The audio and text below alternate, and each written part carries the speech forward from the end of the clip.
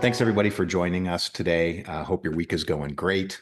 As I mentioned, this is going to be a webinar, our monthly Kubecost webinar on installation. And today we're going to be going through kind of best practices and how to avoid the pitfalls and the sand traps and all of the usual unpleasantries of standing up maybe a new software solution for you if you haven't used Kubecost in the past, or if you're looking to stand it up in a new environment. You're going to be able to do that with some expert guidance and some recommendations from Andrew today.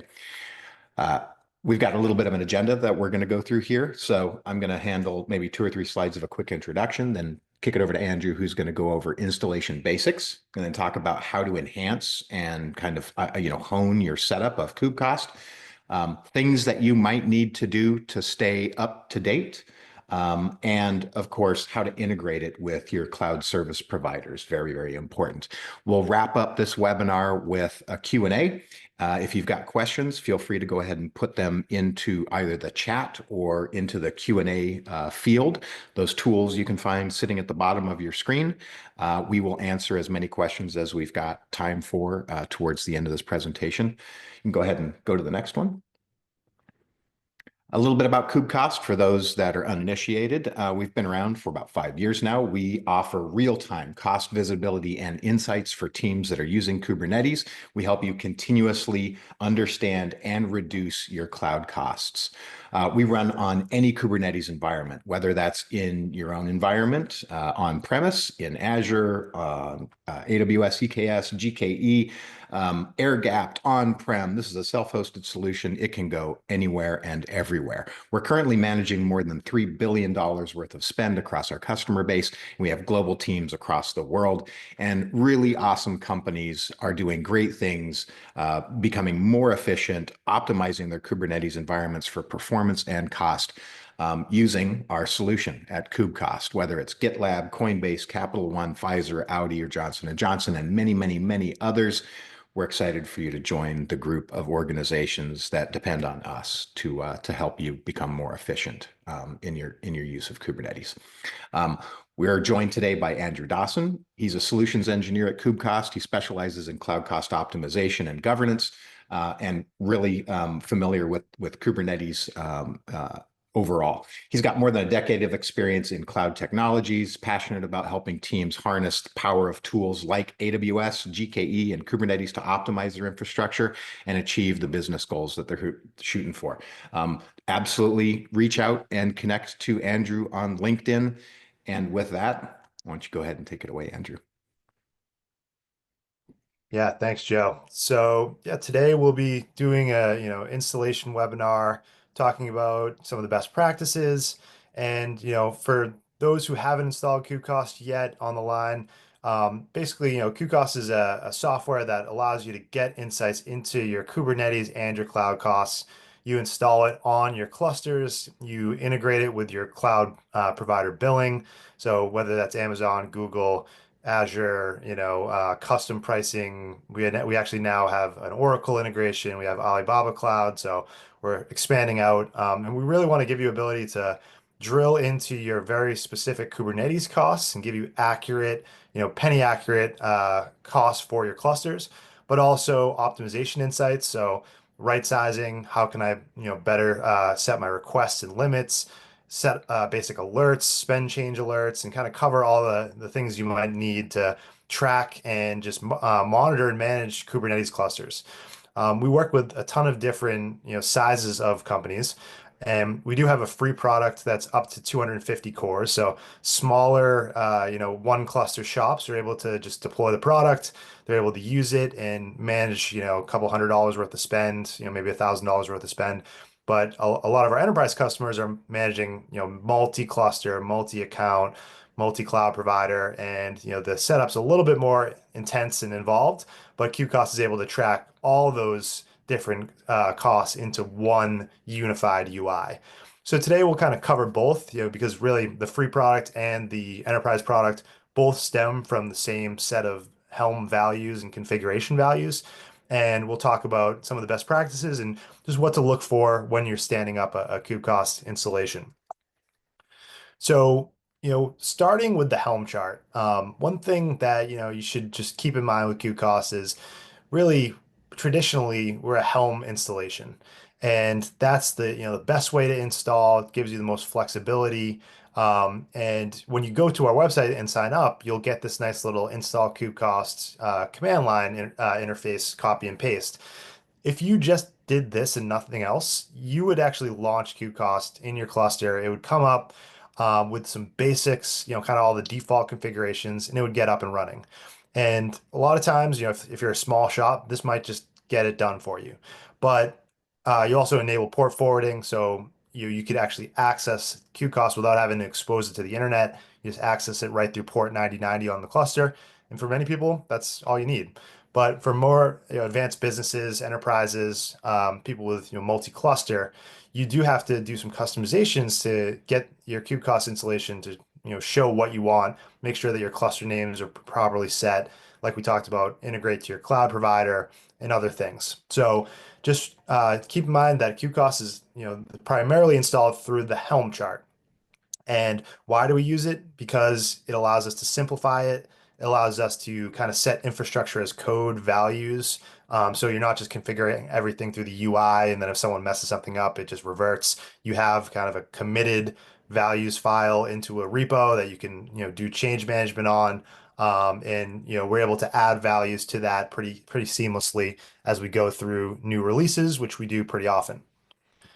So I'll X out of my slides here.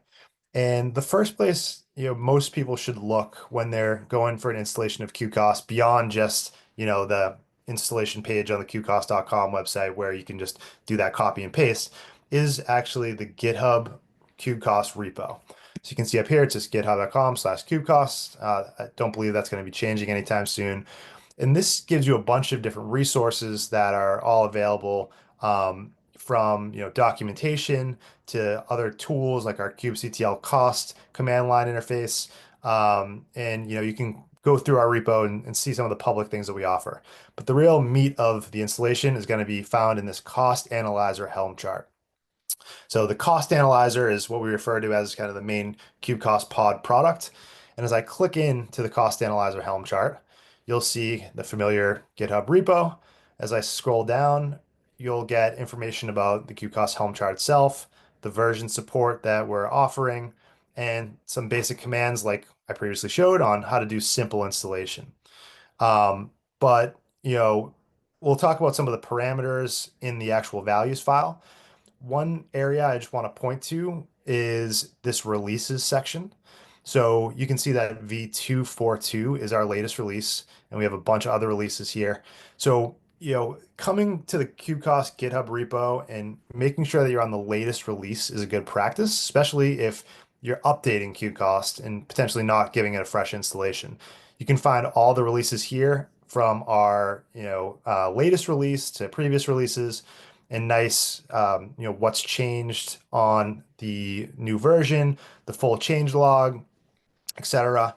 And I can click here and just make sure that I'm on the branch that I want to be, and I want to install QCOS version 242, and I'm able to kind of see within that Helm installation repo.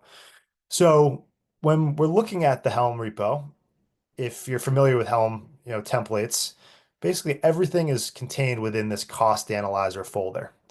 And as I click in, you'll see this templates folder. This has all the YAML files that you're going to need to deploy Kubecost. So if you're curious and really want to dig into the bones of the product, you can come into the templates folder and see every piece of the platform in a YAML format, from the aggregator to, all the different pieces.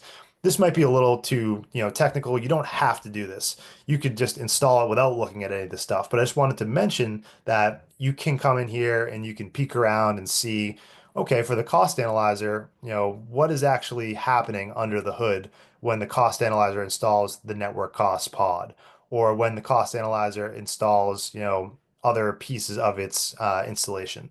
So just wanted to point here that, you can find the latest release within the Kubecost cost analyzer Helm chart under GitHub.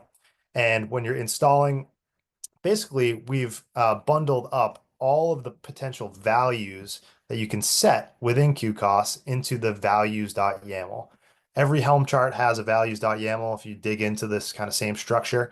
And if I click into this values.yaml, you'll see every single possible value that we can configure.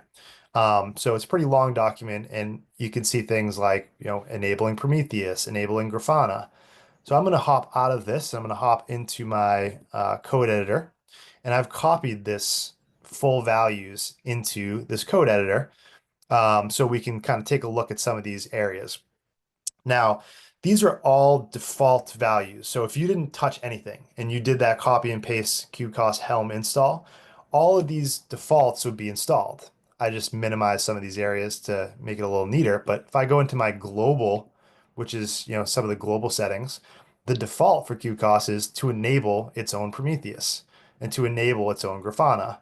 And has all these other options, including GMP, Google Managed Service for Prometheus, Amazon Managed Service for Prometheus, Bamir Proxy, Azure AD. You wouldn't have to necessarily mess with these unless you wanted to, but I like to just familiarize myself with all the possible options, because when you come in here, you might say, "Oh, I'm running Mimir or I'm running, Azure AD." So it's good to know that I can enable this and I could actually turn on these values if I wanted to edit them directly.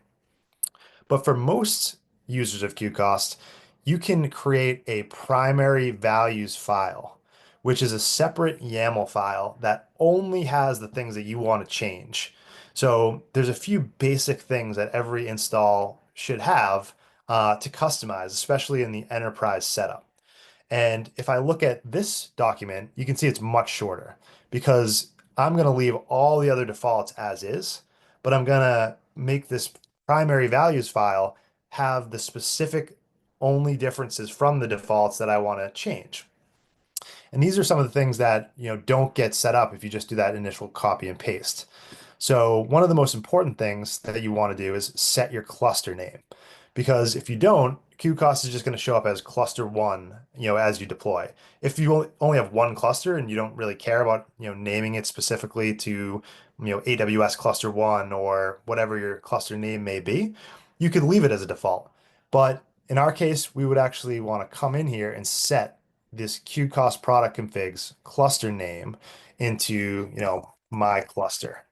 That way, when I look at my Kubecost installation, which we'll look at an actual, deployed version of Kubecost, when I look at my clusters, I can tell that my cluster one is my AWS cluster, and it has that specific naming convention that shows a friendly name within Kubecost. You're also able to embed your product key. Of course, the free version, you don't need to do that, but if you were to purchase an enterprise key, you could embed that into the platform. Some of the other areas that we want to look at that are important are things like the service account for Kubecost. So by default, you're gonna have Kubecost create that service account, meaning when Kubecost is installed, it takes care of the service account. It, will create it for you, and it will, come with a minimum amount of permissions. But if your organization requires, you to create the service account separately due to security reasons, I can come in here and set service account create false. That would make it so that Kubecost doesn't create its own service account, and I could specify my name of my service account that I've brought to, the Kubecost setup. So just showing that there's a few areas that you're able to customize and create a values file for your cluster and specifically do the things you care about. Potentially, if I wanted to bring my own Prometheus instead of having Kubecost, launch its own, I could come in here and I could say Prometheus enabled false, and I could specify the FQDN of my Prometheus. Same thing with, enabling things like node exporter, or turning on things like the network costs. And when I have my values file for my specific cluster, I can then deploy that cluster using my values file. So if anyone's familiar with Helm, a simple command can actually launch from the Kubecost repo, which we were just talking about. This Helm install Kubecost points to the repo that I was just in, It pulls all those template files automatically for you, and I've specified cost analyzer. And you can find we'll actually send the notes in some of these commands in the README for this after this webinar. So if I was to just hit enter here, this would install a release called Kubecost. It would point to the repo for cost analyzer and pull all those default values, and it would put it within the namespace Kubecost, and then it would leverage this primary values file. Oops, let me just change this. Because I am within my I'm within my local directory that contains that primary values file. The primary values is going to be important because Kubecost, you're going to access the UI through one cluster that you designate as the primary. And when I look at, actually, I'll share my entire desktop out here. When I look at my Kubecost that I've installed, so this is just a demo where I'm looking at the overview. I'm accessing Kubecost through my primary cluster. In this case, it's my AWS cluster here, KC demo prod. Because I set the name within that values file and I installed on that Amazon cluster as a primary, I then have the ability to expose through an ingress or through however I want to expose that cluster. And when I'm accessing demo.kubecost, I'm actually going to this AWS cluster. And it's my primary cluster, which has some additional values that need to be set because that's where people access the platform, and actually the underlying database is accessed through there. So, for example, my primary values actually will be set so that I have a federated cluster equals true. And I also am turning on my Kubecost aggregator within that primary cluster. Now, any other cluster that I want to install also gets its own values file. So the way to think about it is that every cluster that you want to put within your Kubecost setup, and if I go back to my demo here, you can see I have multiple clusters that are being added into this Kubecost UI.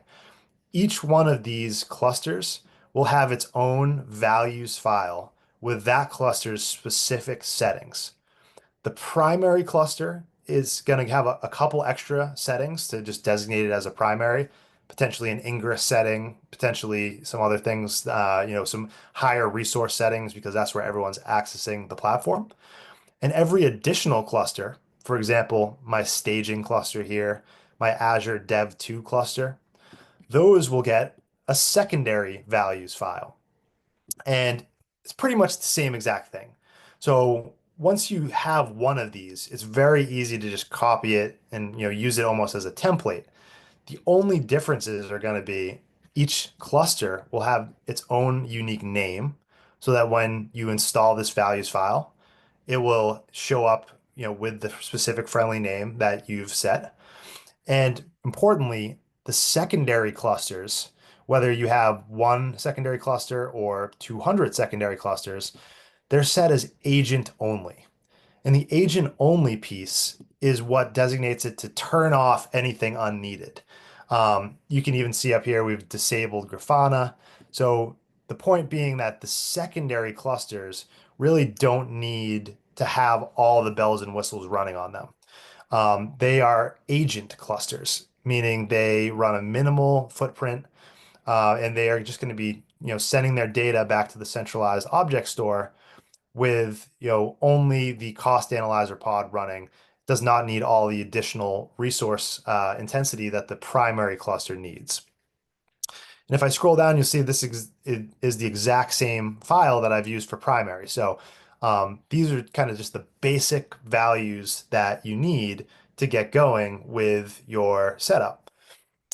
Besides the values file, you're also going to need to set up a bucket, whether that's in AWS, whether that's in Azure, whether that's in GCP or on-premise. Kubecost is going to use that bucket as its central setup point for all of the different areas that are all the different clusters that are going to be checking in. So, when I deploy Kubecost on a single cluster, it is talking to the Kube API, it's talking to Prometheus, it's talking to cAdvisor, and I'm integrating my cloud billing data. But most people today have multiple clusters. So when I pull up this architecture diagram, essentially when I talked about the primary cluster, you can see that illustrated as cluster A. That is the cluster that the users are going to access the UI on. The API access can be controlled from that primary cluster, and the billing integration is set up at that primary cluster as well. Only that primary cluster needs the billing integration. So, when we create a role or we create access to the AWS or Google or Azure billing, it only needs to be done one time.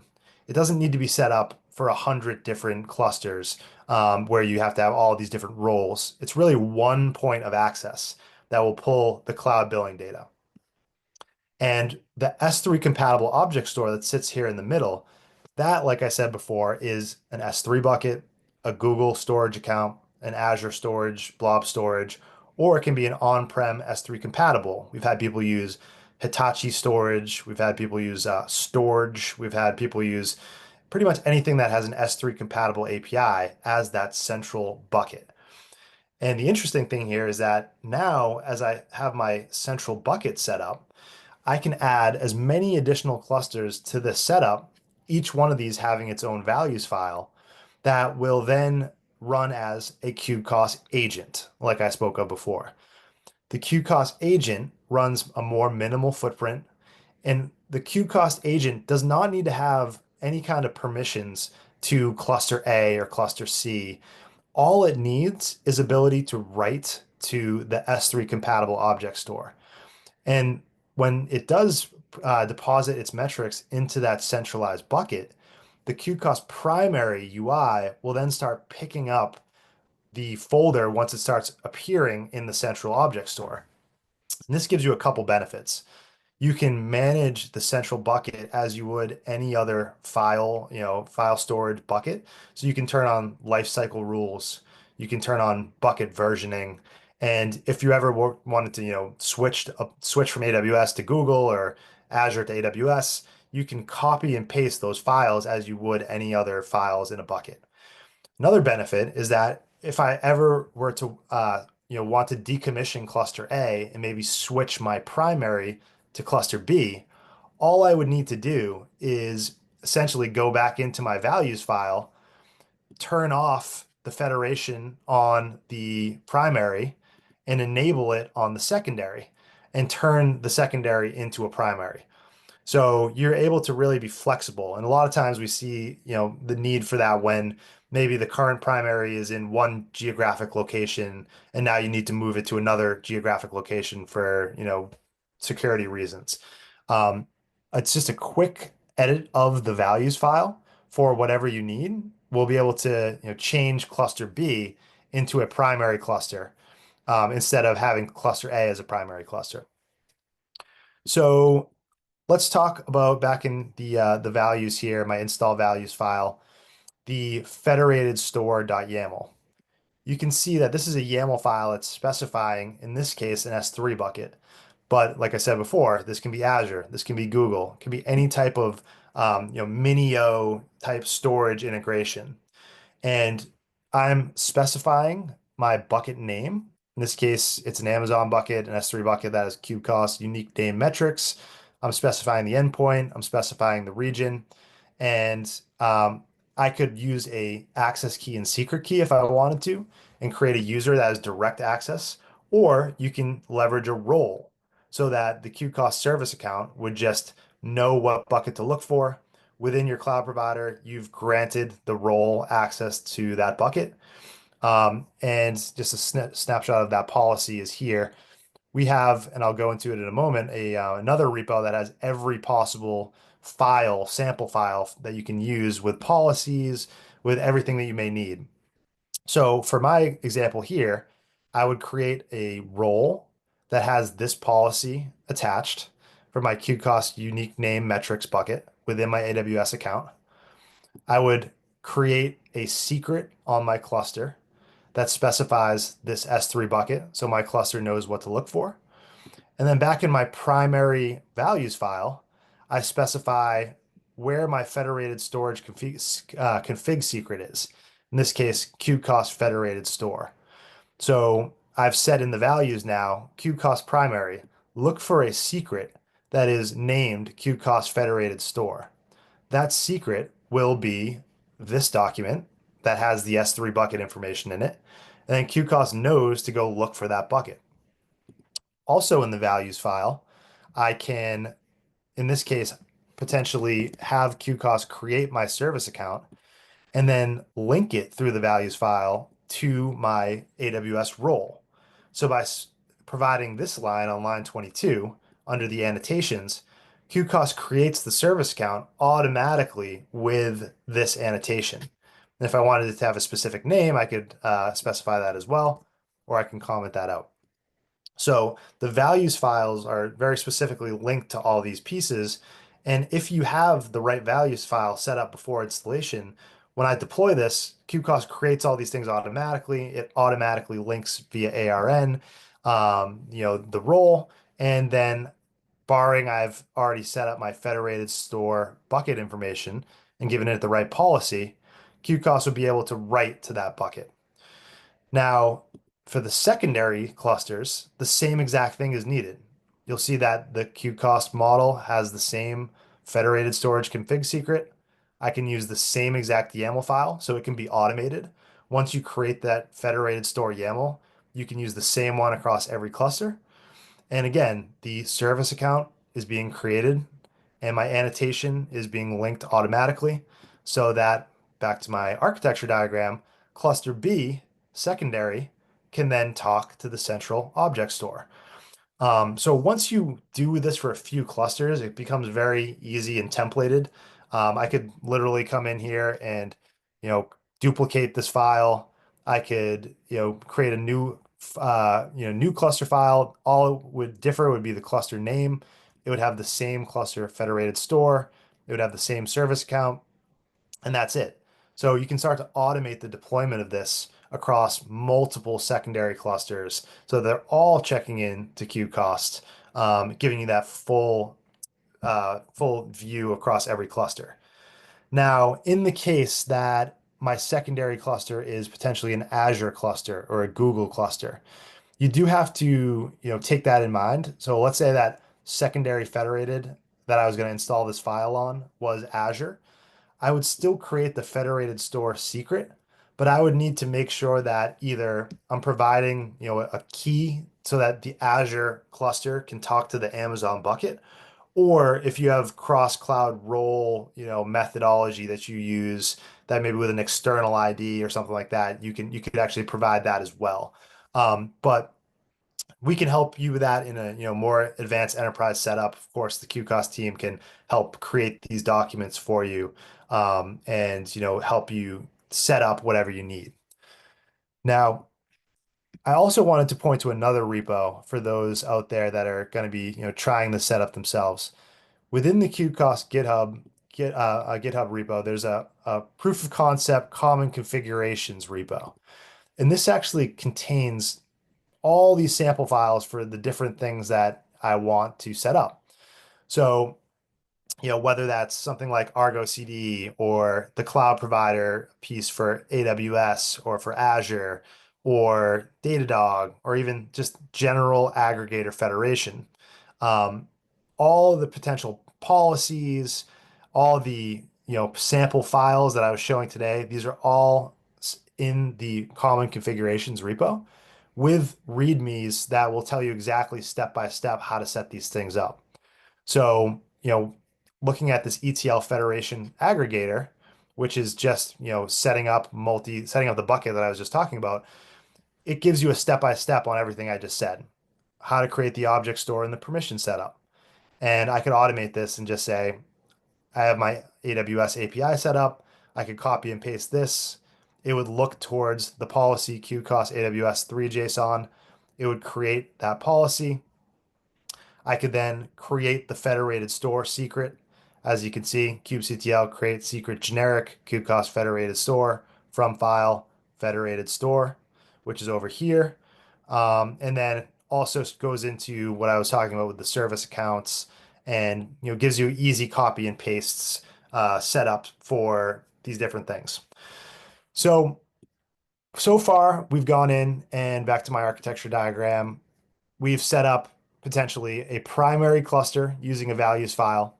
We've set up two secondary clusters using values files, and we've set up a centralized object store that each of the clusters is able to communicate with and deposit metrics into. But what we haven't done yet is set up our cloud provider integration. And the cloud provider integration takes a little bit of an extra step because by default, the primary cluster can see within its own cluster, but it can't talk to Athena or BigQuery or the Azure Cost Export by default.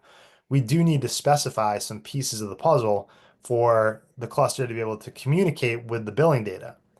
The benefit of communicating with the billing data is that you'll get your penny accurate costs from your reserved instances, from your savings plans, committed use discounts, reconciled on top of your Kubecost information. And just to peek at what that looks like, if I look at my assets here by cluster, and this is what Kubecost looks like after you deploy it, you can see that each cluster has a cost. If I look at dev 2, prod, and stage, they have, a cost for the last 7 days, but they also have an adjustment. And the adjustment is being pulled in from the cloud provider to make sure that if I'm getting any kind of savings on my nodes, or if I'm getting, specific, if I click in here, we can see what's actually getting adjusted. So you can see here, my nodes for KC demo dev 2 cluster are getting an adjustment of costs from my cloud provider. And by integrating the cloud provider billing data, I get that adjustment applied. This will allow penny accuracy from my cloud console to my Kubecost console. So back in the common configs repo, we're going to use AWS as an example, and I'll click into my AWS folder. And we have a bunch of different, sample AWS setups. Like we kind of briefly talked about, if you used Amazon Managed Prometheus, if you used, AMP with ADOT, you could get those particular setups. But for our case, we just want to, look at the Kubecost setup for AWS, and we want to look at the cloud integration. So the cloud integration is what's going to specify where Kubecost should look for this cloud provider data. And you need to create it exactly like you created, your other setup for the ETL federation bucket, where I'm going to create a cloud integration JSON file. You could take this exact one and use it as a sample. And I'm going to specify where my Athena Amazon bucket is. I'm going to specify my Athena region, my Athena database, etc. And I'm going to create that as a secret on my cluster. I'm going to also, in my values file, specify exactly like we did for the metrics bucket, where my cloud integration secret is located. So in my Kubecost product configs, right next to where my cluster name was, I'm going to put my cloud integration secret. And I'll copy this into my previous existing one just to show you what this looks like. So in this case, Kubecost product configs, I would come in, I would paste that in, and now I would redeploy my Helm so that Kubecost primary is looking for a secret called cloud integration. And once that's deployed within your Kubecost demo or within your Kubecost environment, you would start to see your cloud integration, and you would be able to see whether it's successful, or if there's an error on it. You can pull up the logs there and figure out what potentially that error is. Usually it's a role communication error, but that is also set through the values. Um, but with the setup of the centralized bucket and the setup of the cloud provider, you start to have the federated ETL architecture coming into place. And then it's easy because now any new additional cluster that I've set up, which would be cluster D, E, F in this scenario, you would not need to set up the cloud provider billing data. You would not need to set up anything but the access to that centralized bucket. And as soon as you deployed a secondary values file on the new cluster, the cluster D or cluster E data would start appearing in the Kubecost primary. And as soon as that happens, you would then see Kubecost appear within, or sorry, your new clusters appear within this UI. One of the benefits of setting up the cloud provider information as well is that you'll get all your unmonitored clusters as well as your active clusters. So your active clusters represent clusters that I've installed with a values file. QCOS is within these clusters. If I click in, I'm actually getting a measurement within that cluster because I have pods running on the cluster that are taking measurements of the nodes, the namespaces, the efficiency score, etc. The unmonitored clusters are being pulled in strictly through the bill. So if I see this, Azure cluster that is, $242 is unmonitored, I'm pulling that in through the cloud integration, and I know that I should go find that cluster and create a values file, a secondary values file for it, and install kubecost with that values file on the cluster. And as soon as I do that, this $242 will be able to be broken down by node, by load balancer, by disk. Right now, I'm getting the full cost of that, so I can report, what was my total overall cost, but I'm not able to see within AZ use to eng test 2 that $242, that $200 of it is node cost and $40 is disk cost. All I'm getting is just the, general unmonitored cloud cost. So it's a very important thing, but just so you know that Qcost will show you all of your clusters based on that cloud integration and give you kind of a nice checklist to work off of. You can come in here maybe once a week and see, do I have any expensive clusters? And as you can see, my top 3 most expensive clusters aren't added to Qcost yet. So I can't break those down. I can't get any diagnostics for those clusters. I need to go in and find them and actually add Kubecost by creating a values file, deploying the Helm chart on that cluster, and then it will start checking into this setup. And the real ideal piece of this is to get all green lights across the board.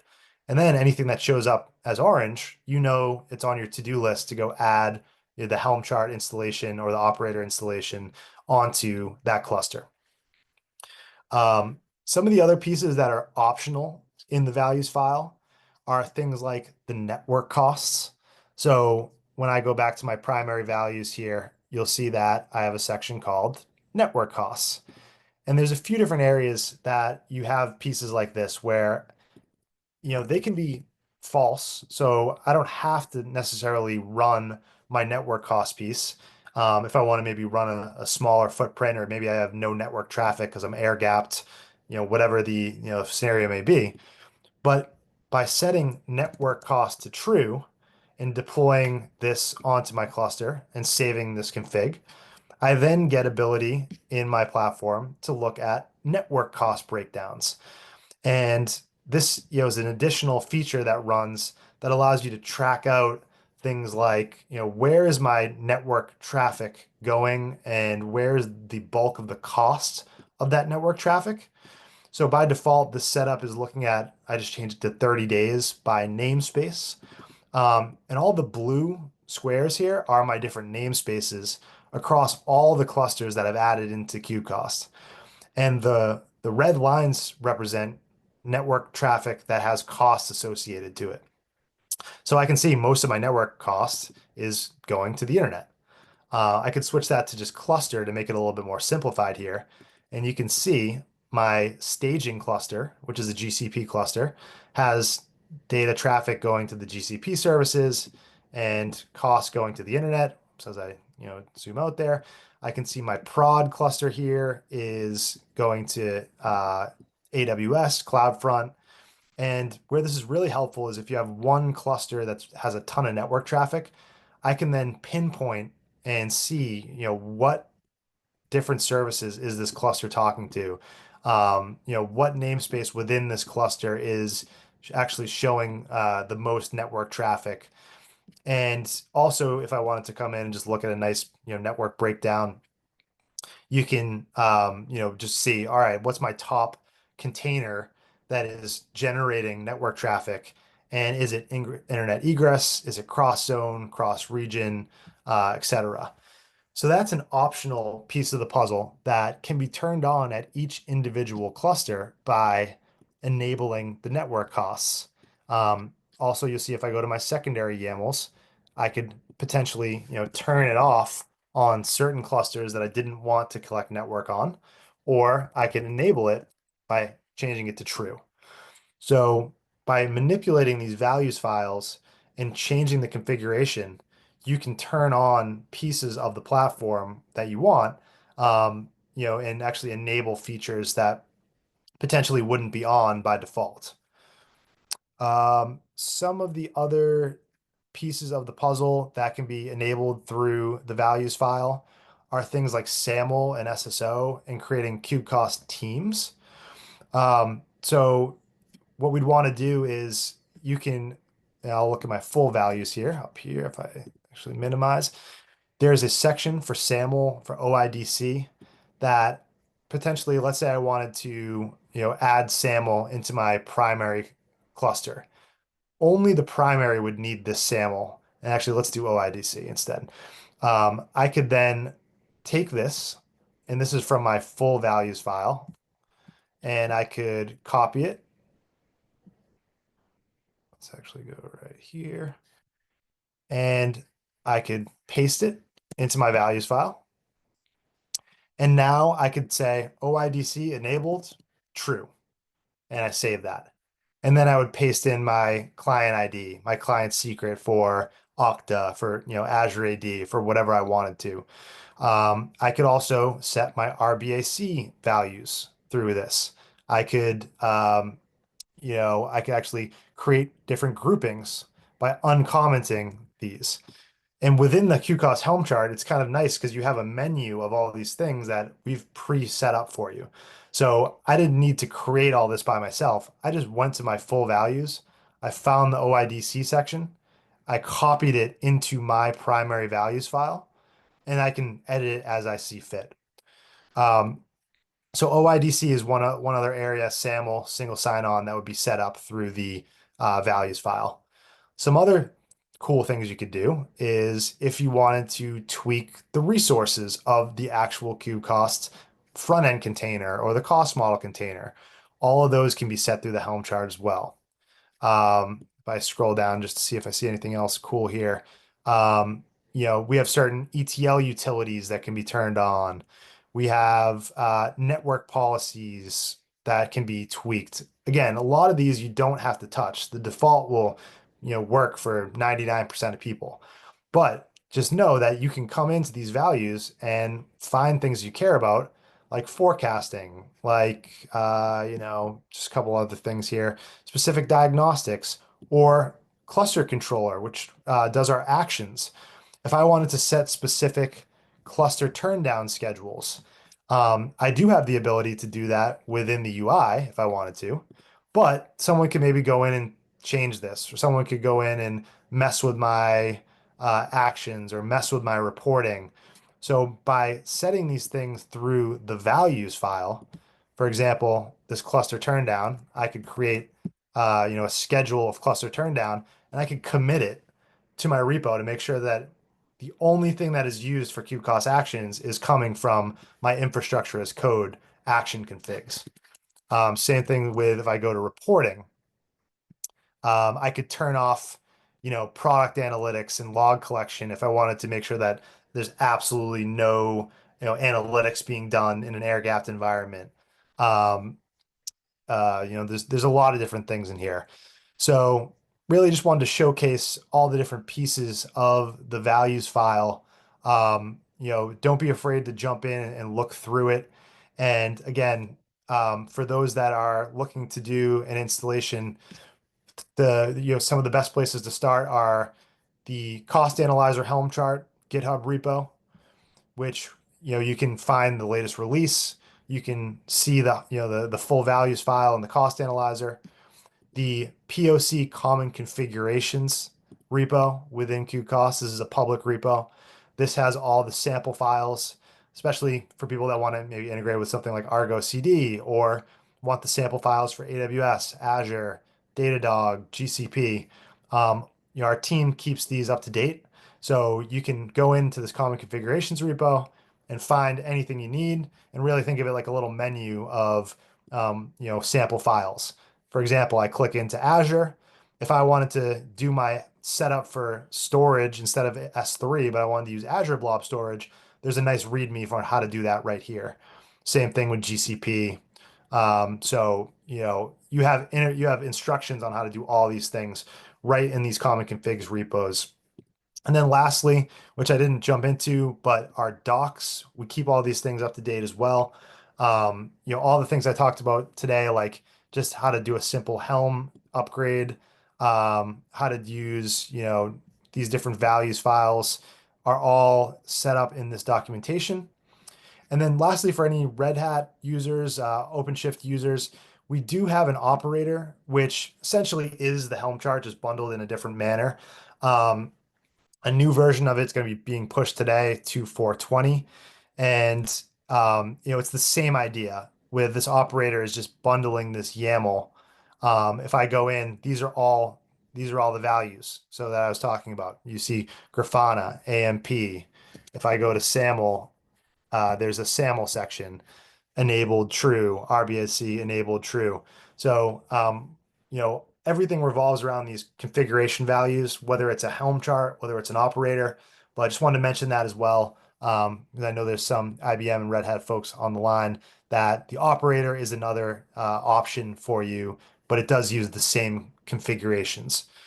So coming up on at 150, maybe I'll pause there. We can open up for some questions.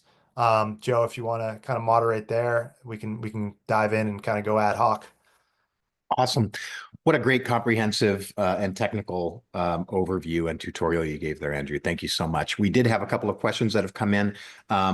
First and foremost, yes, everybody is going to get a link to the recording of this webinar. We'll get slides out to everybody. It might take a day or 2 days to do that, so please be patient, but we'll get these materials that we covered today out and into your hands so you can reference them.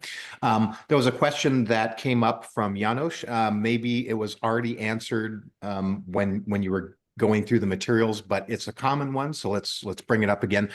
The question is, we're already using Grafana and/or Prometheus for EKS monitoring. Can we reuse them for Kubecost through the Helm chart customization, or do we have to use like a fresh Prometheus install? Yep, and we can just answer that one more time. You absolutely can use and leverage your own stuff, your own Prometheus. My one caveat there is if you use the bundled one for Qcost, we have a little bit better of a ability to support that, and it kind of just works. You do have to set up your job scraping, and I can, pull up the values file. We don't have to get too crazy in here, but there's Prometheus jobs and that you need to set up on your own. That being said, the Red Hat the OpenShift actually uses the local OpenShift Prometheus. So sorry, as I'm doing this live here. Let's see here.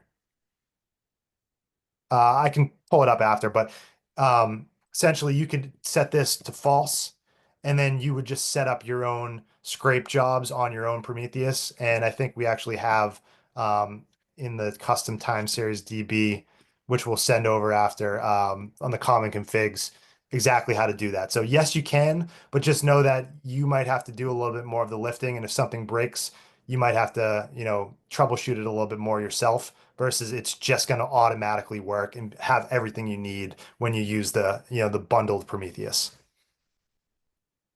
Next question is kind of a two-parter from Debashish. First, are the agents backwards compatible? Do they use kubectl? And specifically, do I have to update agents when I upgrade Kubecost? Yes, so you don't have to update them every time. Sometimes we do have a major version which we recommend, which like for 2.4, we had GPU support that got added, and to do that on the secondary clusters, you did need to update them. But it wasn't actually even mandatory then. It's just you won't get the new, the newest data collection. That being said, it's not every version that we're adding new schema to the setup. So you do not have to update them every time, although thinking about how to keep them up to date is just a good hygiene practice.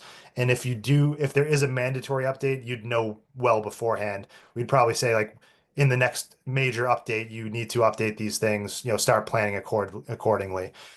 They do communicate with kubectl, and essentially you just connect to the cluster, you have your values file, and then you just redeploy it. And from there, it should just start checking in to the main Kubecost UI. Next question we got from Jason. Are there any special considerations or caveats for installing Kubecost into a mixed cluster environment, such as an environment that has a combination of Linux and Windows nodes or pods, as an example? Yeah, the only thing you would need to do is just set the tolerations for Kubecost itself to not run on the Windows nodes. So if you look in the cost analyzer Helm chart folder, aside from the main values, we have a few values files that actually have what you'd need.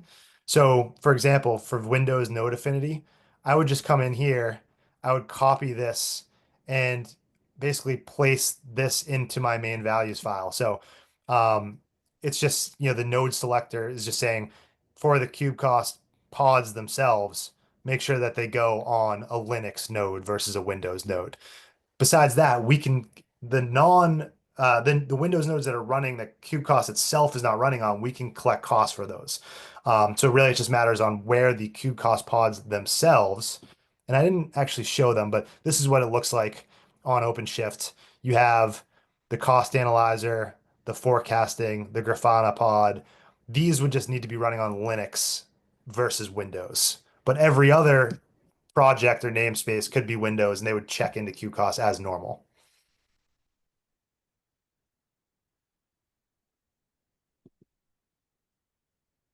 And this was one just to kind of see what it looks like. I just set up a new QCost and it's processing here. So it takes about probably 10 to 20 minutes when you first install for it to start reporting in clusters. And once it does, then it starts looking like this, where you have your Kubernetes costs, you have your cloud costs, you start seeing all your clusters actually checking in, and you can start to do your reporting. Um, and as long as you keep those agents running and your primary cluster running, we'll collect as much history as we can. So it starts to give you an ability to look backwards, as many months as you keep them running. Caveat there is that if I install all of these today, I'm only going to have today's data of my breakdowns per namespace and things within the cluster because we don't know the cost breakdown per namespace for a cluster until the Helm chart is installed. So as you leave it running, we start to get more history. So that's kind of a reason if you were thinking about installing it, the sooner you install, the sooner we can start collecting, week over week, month over month type of trending analysis. Also, you can break down the step size weekly, monthly, quarterly, depending on how much history you have. And then last on this is the cloud costs. For those who care about the cloud costs, that will pull in all the history automatically. So let's say I spun up a new KubeCost today and I integrated my AWS in Azure. I could pull in the last 12 months automatically, depending on how much cloud history I have. Next question, maybe a little bit more of a product question that I might be able to handle from Felipe asking, can Kubecost Cloud Free be installed in private organizations without restrictions? I believe you're probably referencing the self-hosted version of our free version of Kubecost. And yeah, it can be installed in private organizations. In terms of without restrictions, I mean, there are some restrictions on features and capabilities that Andrew touched on a little bit earlier, up to 250 cores with 30 days worth of data that you can look back on. And for single cluster or single cloud applications, the free version would work great for you. You're welcome to self-host it in your private organization. I hope that answers the question. Next is from a follow-up from Debashish. Does Kubecost consume significant computing resources? I assume, to operate and use. Yes, so the primary cluster, if we refer back to our diagram here, the primary is going to need a little bit more memory because that's where the DuckDB aggregator is running. which depending on the amount of unique containers and pods you have across all your different clusters, it may need some memory to crunch those numbers. Sometimes, the initial, crunch takes a little bit more memory, and every single release we're working to reduce that. You can even see if we look at release 2.4, we had done significant reduction in the memory, um, reduced aggregated memory footprint. So just think of it as the primary is going to need a little bit more resources, maybe, 10 GB of memory, 20 if you're really running a, ton of stuff. Depending on your cluster, this could be much smaller. The agent clusters, cluster B, cluster C, are running a much smaller footprint and they don't run any local database. So in that standpoint, we recommend put your primary on maybe a utility or a tooling type cluster that can kind of run dedicated. And then the prod clusters and other clusters that you want to just have the most minimal footprint from Kubecost on, run the agent clusters on those clusters. And again, we can help you optimize, and you can even use Kubecost to optimize your resource requests on your primary cluster. And we can help with that as well. Two questions left in about 1 to 2 minutes. So, can I combine Kubecost with a vertical pod autoscaler? Yeah, you can absolutely do that. So, with QCost, one of the things we're really the bread and butter thing we're doing here is giving you potential settings for your requests. And if you have overset requests, you can pull that information. So you can basically use any Kubernetes stack tool with QCost as you would. And, basically will measure the results of that. So if you're using vertical pod autoscaler, you could you know use QCost to track the efficiency and the costs of that over time and see, is it actually beneficial for my costs for to use the VPA. That being said, there's no direct integration with that today, but I would just say that you could run it alongside it without any issue, and then you can use the Kubecost platform to track the results of that, and also use our savings to see if there's any better resource request settings for that. So last couple here. This was a follow-on from Jason that asked about mixed environments with Linux and Windows nodes and pods.